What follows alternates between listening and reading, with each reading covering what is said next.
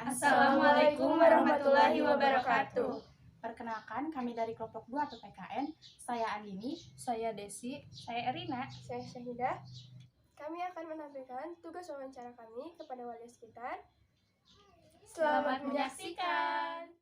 Selamat siang Bapak, maaf mengganggu waktunya. Kami siswi SMK Maarif Ilmu Banjar mendapat tugas dari mata pelajaran PPKN untuk mewawancarai tentang pelanggaran-pelanggaran HAM yang terjadi di Indonesia. Oh iya Pak, sampai lupa belum perkenalan Bapak. Oh, ya. Nama saya Ones Suherman. Sama gelarnya jangan. Gelar saya. Ones Suherman SIP. Pangkat Aibda ya. Kalau Bertugasnya biasanya Aibda bertugas di Polsek Pataruman. Kebetulan pegang desa, kami itu bagian unit Binmas. Jadi untuk mempersingkat waktu, kami akan mengasih beberapa pertanyaan yang akan dibacakan oleh Erina. Nah, pertanyaan yang pertama yaitu, apakah ada kasus pelanggaran HAM yang terjadi di Banjar atau di daerah Banjar? kalau di Polsek Pataruman sendiri untuk menangani kasus pelanggaran HAM belum ada gitu kan. Kalau di masyarakat pasti ada kan.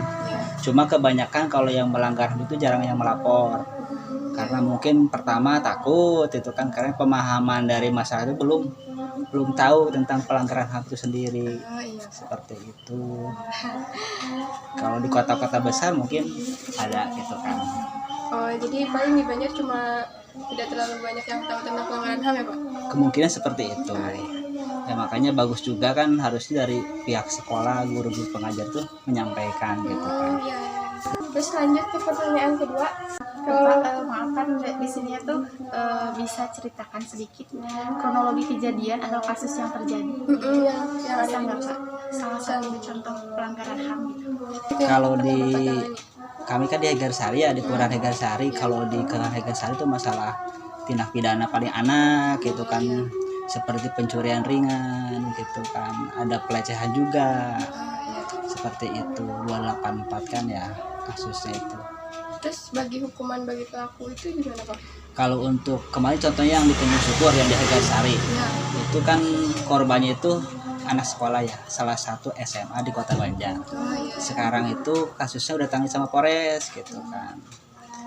Ya kalau masalah itu kan dilanjut gitu kan. Soalnya ada beberapa kasus yang bisa diselesaikan di RJ kan, Restoratif Justice namanya. Kalau istilah di kita emang kekeluargaan gitu kan. Jadi dengan secara musyawarah yang tidak bisa diselesaikan dengan musyawarah satu curanmor nggak bisa, narkoba termasuk itu pelecehan seksual nggak bisa di secara kekeluargaan gitu kan.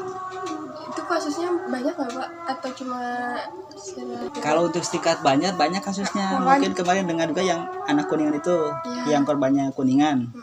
Itu salah satunya itu, kebanyak itu kasusnya itu di dalam keluarga. Jadi sama pelakunya sama ayah tirinya gitu kan. Ada juga sama temannya gitu kan. Ya bagus juga sekarang itu di sekolah-sekolah ada pemahaman seperti itu, moral lah.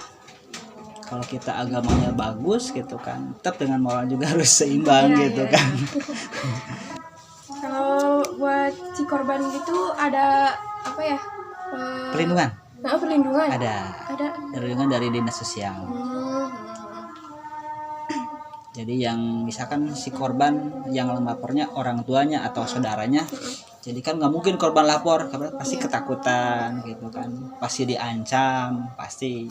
Warga kami juga kemarin seperti itu, korbannya tuh kelas 2 SMA.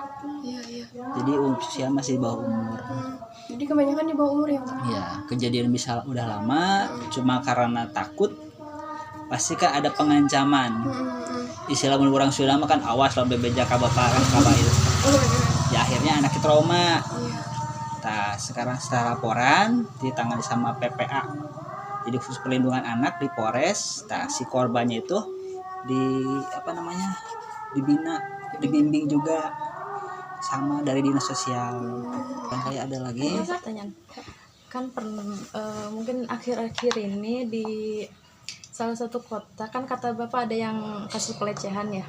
Nah kita sebagai cewek-cewek atau gadis-gadis itu mungkin terlihat lemah Ya. Untuk cowok-cowok, nah bagaimana apa kita bisa melawan si pelaku yang mungkin lebih besar dan lebih kuat, atau apa kita harus menghindarinya lebih dulu?